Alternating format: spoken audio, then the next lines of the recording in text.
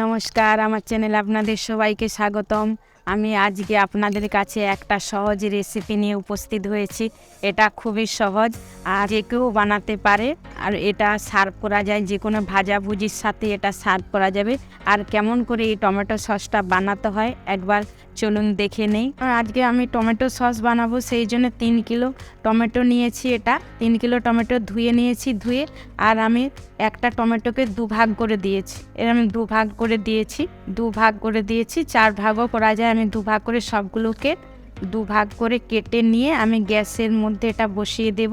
আর আমি 1 গ্লাস এর মধ্যে জল দিয়ে এটাকে সেদ্ধ করে নেব। আমি টমেটোর সবগুলোকে দুভাগ করে কেটে নিয়েছি। এবার কেটে নেওয়ার পরে এটা গ্যাসে বসিয়ে দিয়েছি। 1 গ্লাস আমি জল দিয়ে দেব। 1 গ্লাস জল আমি দিয়ে দিলাম। 3 কিলো নিয়েছি টমেটো। এবার ঢাকা দিয়ে একদম সেদ্ধ করে নেব, খুব ভালো করে সেদ্ধ করে নেব। এবার আমি টমেটোটাকে একটু খুলে চেক করে দেখছি যে কেমন সেদ্ধ হয়ে গেছে। একদম লাল টমেটো নিয়েছিলাম, সেই জন্য খুব সুন্দর লাল লাল হয়ে গেছে। এবার এর মধ্যে আমি একটু আদা দিয়ে দিচ্ছি। 4-5 গাঁট আদা দিয়ে দিলাম একটু, আর 3-4টে শুকনো লঙ্কা দিয়ে দিলাম। দিয়ে আমি এটাকে একটু নাড়িয়ে নিচ্ছি। এবার এটা আমার সেদ্ধ হয়ে গেছে। এবার নামিয়ে এটাকে আমি ঠান্ডা করে মিক্সিতে বেটে নেব। এবার ঠান্ডা হতে দেব। একদম ম্যাশ হয়ে গেছে। এবার দেখুন আমি আর একটু ফুটতে দেব, দিয়ে আমি ঠান্ডা হতে দেব। আর এবার আমি চেক করে দেখছি। এবার আমি গ্যাসটা বন্ধ করে দিচ্ছি। এবার ঠান্ডা করে আমি বেটে নিয়ে দেখাচ্ছি। আমি মিক্সিতে বেটে নিয়েছি। বেটে নেওয়ার পরে এবার এটাকে ছাঁকনিতে করে ছেঁকে নেব।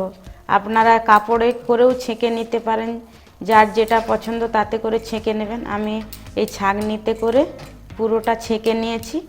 লাস্টের একটু দেখিয়ে দিচ্ছি।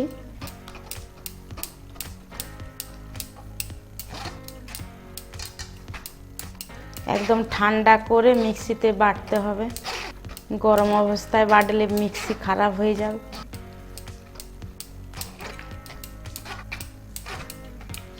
এমনি করে পুরোটা আমি ছেঁকে নিয়েছি।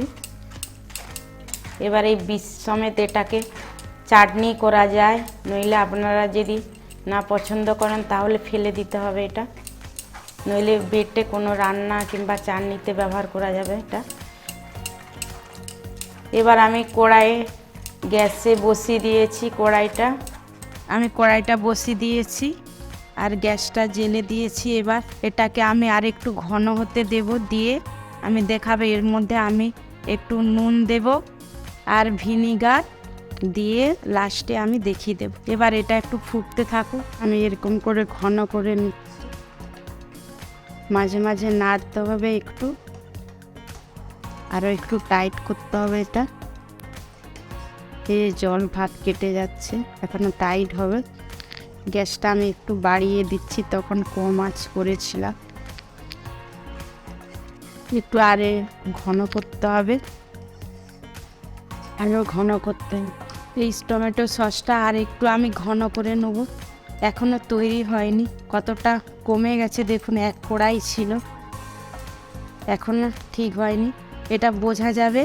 এরকম একটা প্লেট নিয়ে, সাদা প্লেট নিয়ে, এই প্লেটের মধ্যে একটু দিয়ে, আর একটু বাকি আছে, এই যে নেমে আসছে এরকম কেটে কেটে জল কেটে যাচ্ছে, মানে এখনও বাকি আছে। আর একটু পরে তৈরি হয়ে যাবে। আমি আরেকবার করে দেখিয়ে দেব। আর একটু ঘন করতে হবে।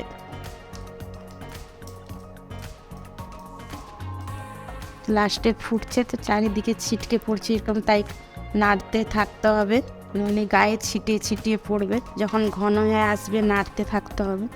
নেড়ে নেড়ে এটাকে আর একটু টাইট করে নিতে হবে। আমি ফুল গ্যাসে এটা এখন নাড়াতে আছি। এবার আমার টমেটো সসটা পুরোপুরি তৈরি হয়ে গেছে। আমি আরেকবার চেক করে দেখে নিচ্ছি।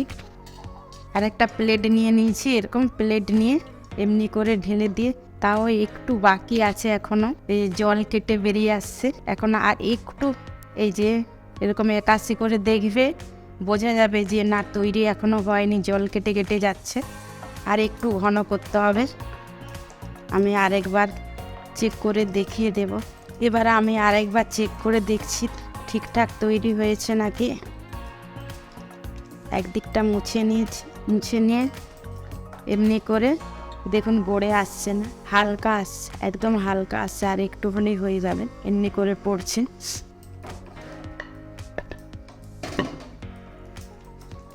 এবার আমি এর মধ্যে একটু ভিনিগার দেব আর একটু শুকনো লঙ্কার গুঁড়ো দেব। ঝাল লঙ্কার গুঁড়োটা আমি দিয়ে দেব। এক বাটি আমি এই যে ভিনিগার নিয়েছিলাম এটা দিয়ে দিচ্ছি, এটা অনেক দিন থাকবে আচারটা। আর এর মধ্যে আমি 2 চামচ ঝাল লঙ্কার গুঁড়োটা দিচ্ছি। 2 চামচ দিয়েছি, ঝালটা আপনারা পছন্দ মতো দেবেন। 2 চামচ ঝাল লঙ্কার গুঁড়ো দিয়েছি। আর 1 চামচ রেড চিলি পাউডার নিয়েছিলাম, এটা পুরোপুরি দিয়ে দিচ্ছি, এটা কালারের জন্য। এটা আর আপনারা দিতেও পারেন, নাও পারেন। আর নিয়েছি লবণ, নিয়েছি 1 চামচ আমি লবণ দিয়ে দিলাম।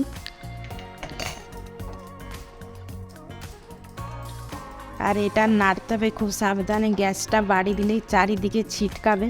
হাতটাকে সাবধানে নাড়তে হবে, নইলে গ্যাসটা কমিয়ে নাড়ালে সুবিধে হয়, নইলে হাতে ছিটকে এসে গরমটা পড়বে, হাত পুড়ে যাবে। সাবধানে করবেন। এবার এর মধ্যে আমি একটু চিনি দিয়ে দিচ্ছি, 1 চামচ, আর একটু দিয়ে দিলাম 1.5 চামচের মতো চিনি দিয়েছি আমি। এবার এটাকে আমি ভালো করে একটু মিশিয়ে নেব। কালারটা কত সুন্দর হয়েছে, লাল লাল টমেটো নিলে কালার এমনিতেই সুন্দর আসবে। টমেটোর রং যদি লাল হয়, সসটাও খুব সুন্দর লাল হবে একদম। আবার রেড চিলি পাউডার দিলাম, আরও সুন্দর হয়ে গেছে। অবশ্যই আস্তে আস্তে নাড়তে হবে, নইলে কিন্তু হাতে ছিটকাবে। আর এটাকে ঠান্ডা করে কাঁচের শিশিতে ভরে দিতে হবে। আর এটা আমি পেঁয়াজ রসুন কিছুই এতে ব্যবহার করিনি, এটা যে কোনো উপবাসের দিনও এটা ব্যবহার করা যাবে। এই সসটা পেঁয়াজ রসুন ছাড়া, আর বাজারে যেগুলো পাওয়া যায় ওগুলো রসুন পেঁয়াজ দিয়ে বানানো হয়, অনেক কিছু মিক্স থাকে। আর বাড়িতে একদম টমেটো নিয়ে এসে ফ্রেশ টমেটোর এমনি করে সস বানালে খুব সুন্দর হবে। আর এটা ঠান্ডার পরে কাঁচের শিশিতে ভরবে, গরম অবস্থায় ভরা যাবে না। আমি আরেকবার এটাকে চেক করে দেখিয়ে দিচ্ছি এই সসটাকে। এই যে একদম রেডি হয়ে গেছে, এটা একদম রেডি, আর গড়ে আসছে না। এবার এটা ঠান্ডা বসলে আরও একটু টাইট হয়ে যাবে, এমনি করে অবশ্যই চেক করে দেখে নিতে হবে। একদম সুন্দর এটা হয়ে গেছে। আমি এবার গ্যাসটা বন্ধ করে দিতে দিয়ে ঠান্ডা করে শিশিতে ভরে নেবে। এটা অনেক দিন থাকবে, কিছু হবে না।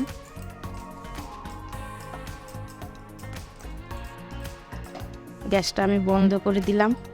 এবার ঠান্ডা হলে আমি শিশিতে ভরে নেব। গ্যাসটা বন্ধ করে দিয়েছি। টমেটো সসটা তৈরি হয়ে গেছে, সুন্দর হয়ে গেছে এটা। এবার কাঁচের জারে ভরে রেখে দিলে এটা আর নষ্ট হবে না। ভিনিগার দেয়া আছে, এমনি করে টমেটো সস বানালে, ঘরে বানালে পেঁয়াজ রসুন ছাড়া খুব সুন্দর হবে। আপনারা সবাই ভালো থাকবেন, সুস্থ থাকবেন। নমস্কার।